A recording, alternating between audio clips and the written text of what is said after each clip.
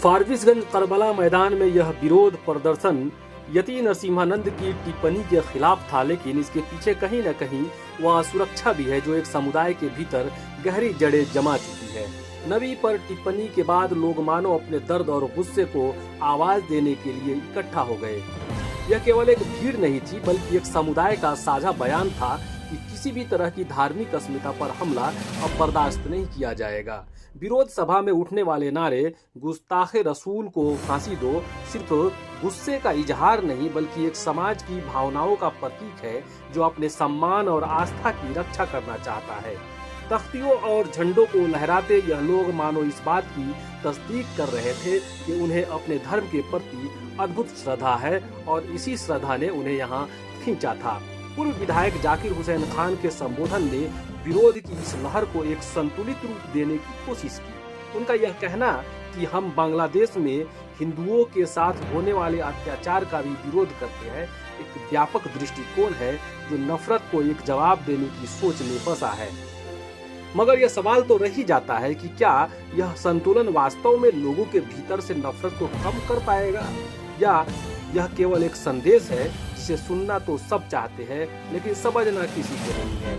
मौलाना जब्बार नदवी का कहना कि हमें किराएदार मत समझो उस दर्द को बयान करता है जो शायद देश के कई हिस्सों में अल्पसंख्यक समुदाय के लोग महसूस करते हैं। यह एक गहरी चोट है जो सिर्फ भाषणों से भर नहीं सकती। उनका यह कहना एक सवाल बनकर उभरता है कि आखिर आज भी क्यों समाज का एक हिस्सा अपने अस्तित्व को लेकर चिंतित है।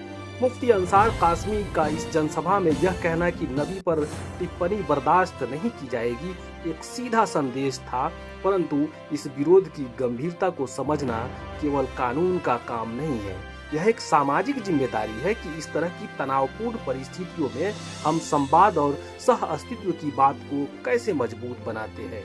सीमांचल अधिकार मंच के अध्यक्ष शाहजहां साद की भूमिका किसी साधारण नेतृत्व से कहीं अधिक प्रतीकात्मक और प्रासंगिक बन रही है।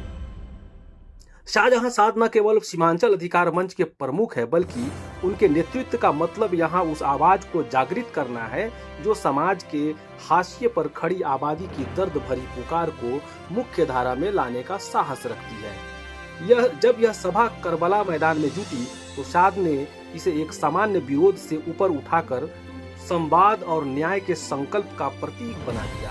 उनका नेतृत्व मंच पर मौजूद सैकड़ों की भीड़ को न केवल एकजुट कर रहा था, बल्कि उन्हें एक साझा उद्देश्य के साथ जोड़ भी रहा था।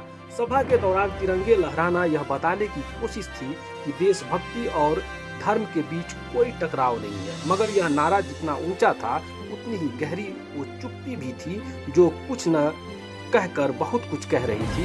पुलिस और प्रशासन भी वहां तैनात थे, मगर वे केवल एक भीड़ को नहीं बल्कि एक आस्था और दर्द को भी देख रहे थे। अब सवाल यह है कि क्या ऐसे प्रदर्शन एक अस्थायी समाधान है या इनसे लंबे समय के लिए समाज को जोड़ा जा सकता है। फारबिसगंज का यह विरोध प्रदर्शन केवल एक घटना नहीं बल्कि एक प्रतीक है। यह उस भय और असंतोष का प्रतीक है जो किसी समुदाय में धीरे धीरे पनपता है। यह बताता है कि संवाद और समावेशिता की जितनी जरूरत पहले थी उतनी आज भी है।